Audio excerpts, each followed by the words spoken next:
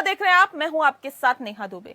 चीन एक बार फिर से भारत को घेरने के लिए सरगर्मी शुरू कर चुका है। जंग के दौरान अग्रिम मोर्चों पर तैनाती के लिए चीन जल्द ही 3 लाख और सैनिकों की भर्ती करने जा रहा है। चीनी राष्ट्रपति शी जिनपिंग ने युद्धों में बढ़त बनाने के लिए सेना में नई भर्ती का निर्देश दिया है। एक रिपोर्ट के मुताबिक 3 लाख और सैनिकों की आवश्यकता पड़ेगी। राष्ट्रपति शी जिनपिंग ने युद्ध में बढ़त बनाने के लिए अग्रिम मोर्चों पर नई तैनातियों का आदेश दिया है। 209 अरब डॉलर के सालाना सैन्य बजट के साथ ही चीनी सेना को अत्याधुनिक बनाने की कवायद लगातार जारी है। संगठनात्मक सुधारों के साथ ही उन्हें हाइपरसोनिक हथियारों समेत नए अस्त्र शस्त्रों से लैस किया जा रहा है। अमेरिकी सेना के अनुसार चीन ने हाल ही में लंबी दूरी की मिसाइल लॉन्च की है जो पूरी दुनिया का फेरा लगा सकती है।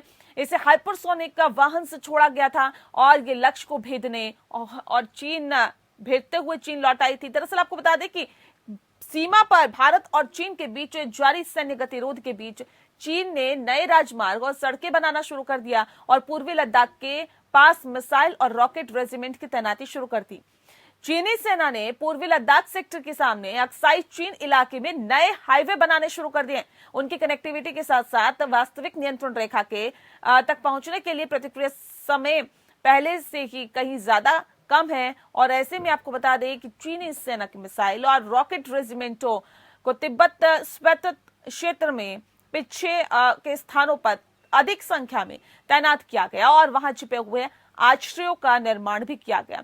वहीं चीन ने एक बार फिर से भारत की जमीन हड़पने वाली सलामी स्लाइसिंग रणनीति शुरू कर दी है। चीन के साथ जारी सीमा विवाद के बीच पारंपरिक चरागाह भूमि में चराई जा रही और भारतीय सेना के प्रतिबंधों ने पूर्वी लद्दाख में वास्तविक नियंत्रण रेखा के साथ ही पीपल्स लिबरेशन आर्मी द्वारा सलामी स्लाइसिंग के लिए अहम इलाकों को छोड़ दिया और पशुपालन को प्रभावित किया, जो खाना बदोश निवासियों की एकमात्र आजीविका है। इंडियन आर्मी के इस बैन से चीन को सलामी स्लाइसिंग रणनीति को क्रियान्वित करने के लिए खुला मैदान मिल गया।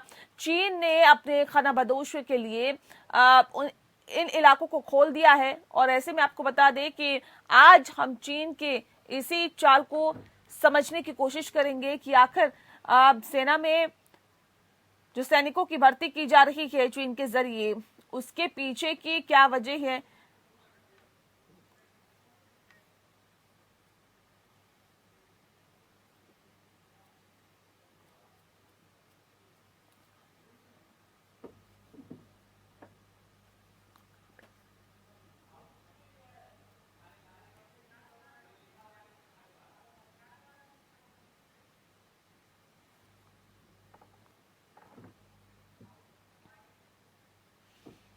और चलिए आज इस विषय पे हम तफसील से चर्चा करेंगे। हमारे साथ खास मेहमान मौजूद हैं, उनसे आपका परिचय करा देते हैं। इस वक्त हमारे साथ दीपक वोरा जी हैं जो कि एक्स डिप्लोमेट है, बहुत स्वागत है सर आपका। मेजर जनरल अश्विनी सिवाच जी हैं, डिफेंस एक्सपर्ट है, सर आपका भी बहुत स्वागत है।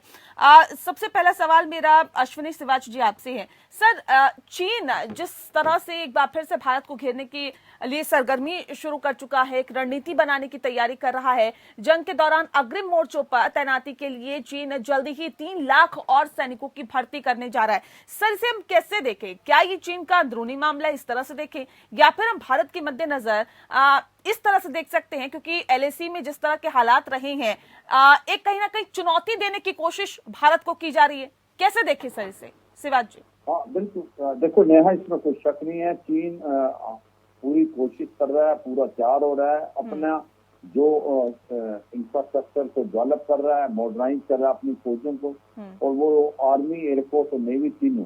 अब उसका फोकस ज्यादातर साइबर वारफेयर और स्पेस वारफेयर पे। अगर आप देखें कि हुआ क्या था कि जब 2012 के अंदर शी जिनपिंग आए थे तो उन्होंने कहा था कि आर्मी की जो स्ट्रेंथ है उसको हम रिड्यूस कर देंगे। वो रिड्यूस भी की उन्होंने, 22 लाख से 20 लाख की वो लोग रिड्यूस किए कि जो नॉन कॉम्बैट आर्म्स के हैं, जो कि सप्लाई है, जो तेल है, उसको कट किया और कॉम्बैट आर्म को नहीं कम किया और अपनी फौज को मॉडर्नाइज किया। मगर अब 2019 और 20 के बाद इनको महसूस हुआ कि इन्होंने नए रेज किए, रॉकेट फोर्स, मिसाइल फोर्स, और उसके बाद न्यूक्लियर की मिसाइलें, आईसीबीएम, उसके लिए इनको कॉम्बैट आर्म और भी चाहिए। इसलिए इन्होंने 3 लाख नए अभी रिक्रूट करे हैं। तो मतलब ये है कि आज आपको समझना पड़ेगा, चीन $300 बिलियन से ज्यादा पैसा खर्च करता अपने डिफेंस में। हमारे से कम 3.5 से 4 गुना इसका डिफेंस बजट है। आज वो क्या कर रहा है कि अपनी पूरी आर्मी को मॉडर्नाइज कर रहा है, नेवी को, एयरफोर्स को। आर्मी के अंदर उसने मिसाइल फोर्स और रॉकेट फोर्स को बहुत आगे डिप्लॉय कर लिया। जो 3 एयरफील्ड थे पहले, होटन, कासगढ़ और दारगुंसा, अब उसने 3 की बजाय 7 एयरफील्ड बना लिए हैं। उसके बाद उसने क्या किया है कि जो एयरफील्ड पुरानी थी उनको भी उन्होंने लंबा कर दिया है। और उसके बाद इसने साइबर वारफेयर और स्पेस वारफेयर में भी अपना काफी हद तक जो एक प्रकार से वो डाला है ताजुब। और सच्चाई ये है कि आज इसमें जो नेवल पावर है इसको आपको समझना पड़ेगा कि कितनी इंपॉर्टेंट है। वो उसमें हुआ कपूर दे दिया है आइलैंड आपने म्यांमार में, उसके बाद चिटागोंग बांग्लादेश के अंदर, हमनटोटा श्रीलंका में, मालदीव का एक उन्होंने पूरा आइलैंड दिया, उसमें 2 सी पोर्ट बना रहा है, डीप सी पोर्ट। तीसरा जिबूती ईस्ट अफ्रीका में और ग्वादर। भारत को नेवल से भी वो एक प्रकार से इंसर्कल कर रहा है। इसी प्रकार वायु शक्ति उसने बहुत बढ़ाई है। वायु शक्ति में उसने J-20 तो बढ़ावा किया ही किया है, पर उसके अंदर जो सबसे ज्यादा इंपॉर्टेंट किया है इसने न्यूक्लियर मिसाइल जो है इसके पास, उसके अंदर ये 3rd नंबर है अमेरिका रूस के बाद, मगर बहुत पीछे था, वो भी उसने बहुत बढ़ावा कर लिया। ओवरऑल नेहा मैं ये कहूंगा कि चंदे के समय में भारत के ऊपर बहुत ट्रमेंडस प्रेशर डाल रहा थी। और ये जो बिल्कुल ये प्रेशर है सर, इसमें कोई दो राय नहीं। बहुत अच्छी बात आपने कही है, जिस बात का जिक्र हम लगातार करते हुए आ रहे हैं, क्योंकि खास कार्यक्रम मुद्दा में अक्सर हम चीन का मुद्दा उठाते हैं कि आखिर चीन किस तरह से अपनी चालबाजी से बाज नहीं आ रहा है। दीपक वोरा जी, अब सवाल इस बात को लेकर है कि सीमा पर भारत और चीन के बीच जारी सैन्य गतिरोध के बीच चीन ने राजमार्ग और सड़कें बनाना शुरू कर दिया और पूर्वी लद्दाख के पास मिसाइल और रॉकेट रेजिमेंट की तैनाती भी शुरू कर दी है, जिस बात का जिक्र अभी शिवाजी कर भी रहे थे कि आखिर किस तरह से वो बदलाव की ओर बढ़ रहा है। लेकिन अब जो फैसला चीन की सरकार की तरफ से लिया गया है या फिर सेना के अंदर जो भर्ती की जा रही है, सर इसका असर LAC पर कैसे पड़ेगा? आभारी हूँ कि आपने ये मौका दिया है आपसे सीखने का। जनरल शिवाजी साहब, जिनकी मैं बहुत इज्जत करता हूँ, उनकी नॉलेज इज अनप्रेसिडेंटेड, अनराइवल्ड। आपका जो प्रश्न है कि ये जो 3 लाख और ये नौजवान भर्ती कर रहे हैं सुसाइड करने के लिए, क्योंकि जब भारतीय सेना के साथ लड़ेंगे तो ये बच्चों की तो पिटाई होगी बुरी तरह से, इसका कारण क्या है? मैम, हम लोग समझने की कोशिश करते हैं कि 3 लाख एक ही टाइम पे लेना ये अनप्रेसिडेंटेड है, ऐसा नॉर्मली होता नहीं। तो अगर आप इसके पीछे देखें, इसका मतलब ये है कि मिलिट्री जो PLA जिसको ये कहते हैं पीपल्स लिबरेशन आर्मी, वो उसमें अभी ताकत नहीं है कि वो मल्टीपल फ्रंट्स पे लड़ सके। एक तरफ तो हमारे साथ है जो आपने भी जिक्र किया पहले जी का, दूसरी तरफ साउथ चाइना सी में दिक्कत हो रही है, वियतनाम के साथ उनकी समस्याएं, बहुत से देशों के साथ उनका इस समय प्रॉब्लम उनकी चल रही है। तो सिर्फ लोगों को भर्ती करने से कुछ फर्क नहीं पड़ता। आप दूसरों को डरा नहीं सकते मियरली बाय योर साइज, क्योंकि मैं इतना बड़ा हूँ, इतना मोटा ताजा हूँ, तो ये आप लोग मुझसे डर जाएंगे। मैंने एक बड़ी इंटरेस्टिंग चीज है, जनरल साहब के मालूम होगा, अभी कुछ ही महीने हुए हैं तो एक इनकी अखबार है जिसे गेबल्स नहीं, ग्लोबल टाइम, मतलब गेबल्स टाइम कहता हूँ, जो हिटलर का प्रोपेगेंडा मिनिस्टर था, उन्होंने एक बड़ी मजेदार स्टोरी लिखी थी कि जो चीनी मेल्स हैं, यंग मेल्स, वो अब बिल्कुल औरतों की तरह हो गए हैं। उनमें एंथुजियाज्म नहीं है, ताकत नहीं है, ये नहीं है, तो हमें अब उनको मिलिट्री स्कूल में भेजना चाहिए और एक रिजर्व आर्मी बनानी चाहिए ताकि चीन दुनिया का सबसे शक्तिशाली देश बन जाए। दूसरी समस्या उनके सामने है भ्रष्टाचार की। पिंग पोंग गेम होता रहता है, कहता है कि आप लोग जो है वो जो भारतीय सेना में, कहता तो नहीं है बट बाय इम्प्लीकेशन जो भारतीय सेना में इंटेग्रिटी है वो चाइनीज में नहीं है। मैम 1980s में जब वहां पर रिफॉर्म्स हुए थे तब से उनकी फौज ने भी देखा कि हम भी इसका फायदा उठा सकते हैं।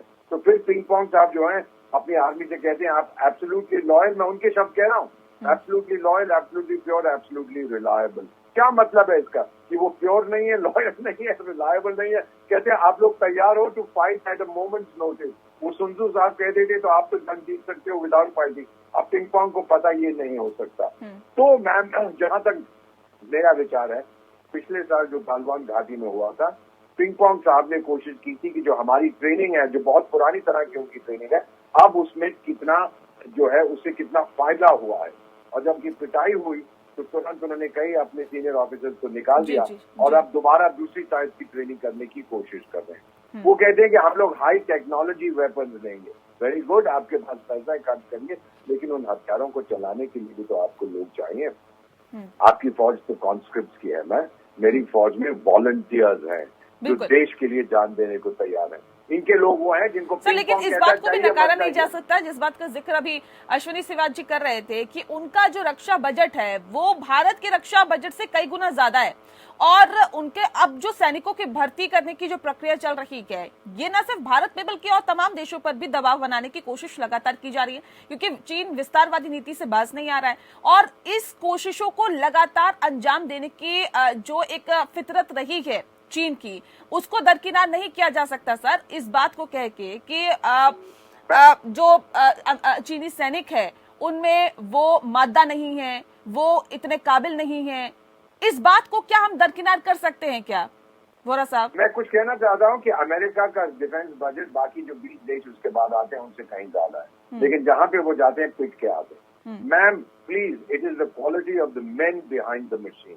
Not the machine. उनके पास बहुत हाईटेक चीजें हैं, लेकिन उनके पास लोग नहीं है लड़ने के लिए। नकार कोई नहीं रहा, हम जानते हैं कि वो बहुत पैसे खर्च करें, लेकिन हम उनकी बराबरी नहीं करना चाहते। हम उतना खर्च करते हैं जितना हमें करना चाहिए। हमारे पास वेपनरी है, हमारे पास सबसे ज्यादा लोग हैं। अमेरिका देखिए अफगानिस्तान में क्या हुआ, कितने हाईटेक वेपन थे, उसके बाद सब छोड़ के भागे। वियतनाम में क्या हुआ, कितने हाईटेक वेपन थे उनके साथ, वियतनाम में वहां से पिट के वो लोग भाग गए। तो इससे कोई लेना देना नहीं है कि कितने पैसे। कल से चीन पूरा का पूरा उसका जीडीपी डिफेंस पे खर्च कर देगा, उससे क्या मिलेगा उसको? जब तक उसके पास ह्यूमन रिसोर्स नहीं है मैम, वो कुछ नहीं कर पाएगा। मैं तो फौजी परिवार से संबंध रखता हूँ, वापस में मैं अनाथ हुआ था। देखो नेहा, इसमें कोई शक नहीं कि चीन हमारे से काफी आगे है इंफ्रास्ट्रक्चर डेवलपमेंट और कैपेसिटी बिल्डिंग। इसकी वजह यह है कि 1950 के बाद उसने अपनी डेवलपमेंट को बहुत किया और भारत कहीं न कहीं इस चीज की तरफ ध्यान नहीं दे रहा था। और ये 10 सालों में भारत ने कैचअप करने की कोशिश की है और हमने काफी हद तक इंफ्रास्ट्रक्चर डेवलप और अपने हाईवे बनाए हैं लद्दाख से लेकर अरुणाचल प्रदेश तक। मगर अभी भी हमें 5-6 साल लगेंगे कि चीन को कैचअप करने के लिए, जितना उनके पास है और उसके बराबर। मगर ये समझना पड़ेगा जो चीन है वो अभी जो इंफ्रास्ट्रक्चर था उसको भी और इम्प्रूव कर रहा है, क्योंकि चीन पे आप कभी भी भरोसा नहीं कर सकते। चीन जो अपने आप को मॉडर्नाइज कर रहा है, इसमें कोई शक सवाल नहीं होना चाहिए। और चीन ने अपने जो रॉकेट और मिसाइल फोर्सेस को आगे लगा के आया है, वो एक क्वेश्चन मार्क है, वो हमारे लिए चिंता का विषय है। हाँ, ये सच्चाई है, मैन बिहाइंड द मशीन में बहुत फर्क है, क्योंकि जो चीन है 79 में लड़ा था लास्ट वॉर वियतनाम में और उसने मुंह की खानी पड़ी थी, जबकि भारत की फौज एक बैटल हार्डन है और भारत की फौज सियाचिन में, वेस्टर्न लद्दाख में ऐसी हाइटों में रहने के काबिल है। इसीलिए चीन अभी हान पॉपुलेशन की बजाय बुद्धिस्ट को अपने फौज में डालने की कोशिश कर रहा है। मगर ये भी हमें सोचना पड़ेगा कि चीन आज पाकिस्तान को भी बहुत मदद कर रहा है। जिस प्रकार से उसने एक नई नेवल शिप दी है टुगरे, जो कि एक सबसे बड़ी आधुनिक और सबसे लंबी वॉरशिप दी है पाकिस्तान को, उसका मकसद है कि कहीं ना कहीं भारत को अब अरेबियन सी में उलझाए रखे और इंडो पैसिफिक की तरफ भारत ध्यान ना दे पाए, क्योंकि आज चीन का जमावड़ा इंडो पैसिफिक में कम से कम 5 से 6 न्यूक्लियर पावर सबमरीन और 3 से 4 फ्रिगेट हैं। तो इसको भी हमें देखना पड़ेगा कि जो मल्टी प्रॉन्ग स्ट्रेटेजी से चीन आ रहा है उसको हम कैसे काउंटर करें। बिल्कुल बिल्कुल, तिब्बत स्वायत्त क्षेत्र में सर भारत जो है मलक्का स्टेट को ब्लॉक कर सकता है और भारत की काबिलियत क्षमता है आज की तारीख में कि हम 50 दिन से ज्यादा उसके पास ऑयल नहीं है। मगर ये काउंटर करने के लिए चीन अब बड़े जोरों से जो इंडो पैसिफिक में आ रहा है, अभी हमें क्वाड के साथ मिलके इसको काउंटर करना पड़ेगा और मुझे लगता है कि आने वाले समय में भारत करेगा। बिल्कुल करेगा। है कि भारत जो करना है और भारत ईद का जवाब पसंद से दे। ठीक है शिवाजी जी, तिब्बत स्वायत्त क्षेत्र में चीन की तैनाती भारत के लिए कितना बड़ा खतरा बन सकता है? बिल्कुल, चीन की तैनाती भारत के लिए तो बहुत बड़ा खतरा है, इसमें कोई शक नहीं। और जिस प्रकार से वो उसने इंक्रीमेंटल इंक्रोचमेंट कर रहा है और जिस प्रकार से वो लाइन ऑफ एक्शन कंट्रोल की बदलने की कोशिश कर रहा है, तो भारत को तो इसमें कोई शक नहीं कि चीन के इरादे ठीक नहीं है। और चीन और पाकिस्तान का गठजोड़ भी हो सकता है, ये भी हमें ध्यान देना पड़ेगा। मगर मुझे लगता है भारत इसके लिए तैयार है। बिल्कुल, भारत इसके लिए तैयार है। और दीपक जी, चीन की सलामी स्लाइसिंग अगर रणनीति की अगर हम बात करते हैं तो क्या है ये सलामी स्लाइसिंग रणनीति, और कैसे भारत इसके खिलाफ अपनी रणनीति बनाएगा और बनाना चाहिए? ये एक बहुत पुराना कॉन्सेप्ट है चाइनीज कल्चर में कि किसी को पनिश करना हो तो उसके जिस्म के छोटे छोटे हिस्से आप करते जाइए जब तक वो मर नहीं जाता। अगर वो सलामी स्लाइसिंग में बिलीव करते हैं तो हम लोग बेकन बस्टिंग में बिलीव करते हैं। एक घूसा मारेंगे वो अपने आप गिर जाएगा, सलामी उसकी हालत में फंस जाएगी। बेसिकली मैम, चाइना इस समय देखिए किंग के साथ करता है। अभी आपने रिपोर्ट देखी है कि ताइवान सबमरीन खरीदने की कोशिश कर रहा है। दुनिया में सबसे जो शक्तिशाली सबमरीन है, जैसे ऑस्ट्रेलिया को दी गई है अमेरिका और यूके की तरफ से अगस्त में। किस से लड़ेगा? ऑस्ट्रेलिया से, फिलीपीन से, जापान से, भारत से, ताइवान से, वियतनाम से। अकेला पड़ गया है, नंगा हो गया है। इसीलिए ये सब कहानियां आती हैं, और ये कहानियां आपको डराने के लिए नहीं है मैम। जनरल साहब, ये जो आती है कि 3 लाख हमने दे दिया, हमने ये हथियार बना दिया, हमने कर दिया, ये डोमेस्टिक ऑडियंस की। और सबसे बड़ी चीज मैं आपको बता देता हूँ मैम, ये जो हमने गालवान के बाद हमारे देश में क्या हुआ है, कंसेंसस है, आप भी ये मानते हैं, जनरल साहब भी ये मानते हैं, मैं भी ये मानता हूँ, और जो सड़क पे कोई भी व्यक्ति चल रहा मानता है, आज सबसे बड़ा दुश्मन हमारा चाइना है। ये सिर्फ हमारी डिप्लोमेसी नहीं है, हमारी मिलिट्री नहीं है, ये पीपल अप्रोच है, ऑल ऑफ पीपल अप्रोच। लेकिन चीन अपने लोगों को बताएगा नहीं कि किस तरह से उसकी पिटाई हुई है। वो नहीं समझते कि भारत उनके लिए नंबर 1 खतरा है। और अपने ही झूठ में खुद फंसता जा रहा है। उसकी सलामी जो है खुद उसके जिस्म को उसका नुकसान कर रही है। ये चीन नहीं समझ पा रहा है। जहां एक तरफ झूठ दुनिया के लिए, दूसरी तरफ झूठ अपने लोगों के लिए। कब तक चलेगा ऐसा? ये एक बार पिछले साल तो एक्सपोज हो गया था, बार बार एक्सपोज होता जाएगा। और आपने देखा होगा मैम, गालवान के बाद ने किसी के साथ डायरेक्ट पंगा नहीं लिया, कॉन्फ्रंटेशन नहीं किया। हाँ, गाली गलौज करेगा, लेकिन आमने सामने होकर फायरिंग या एक्चुअल कॉम्बैट नहीं किया है, क्योंकि अभी भी वो डरता है। बिल्कुल। चलिए, बहुत शुक्रिया दीपक वोरा जी आपका, और शिवाजी जी आपका भी बहुत शुक्रिया इस खास कार्यक्रम के माध्यम से जुड़ने के लिए। तो जाहिर तौर पर मुद्दा में जब हम बात करते हैं चीन की, तो चीन की उस रणनीति की भी बात करते हैं जो विस्तारवादी नीति के तहत वो कहीं ना कहीं अपने नापाक इरादों को आगे बढ़ाने की कोशिश करता है। अब बात इस बात पर भी हो रही है, क्योंकि चीन ने इस बात को कहा है कि वो अब सैनिकों की भर्ती कर रहा है। तो सैनिकों की भर्ती करने से तात्पर्य इस बात से भी है कि क्या भारत के खिलाफ युद्ध की तैयारी में है चीन। इसी पे आज हमने बात की। मुद्दा में फिलहाल इतना ही। नमस्कार।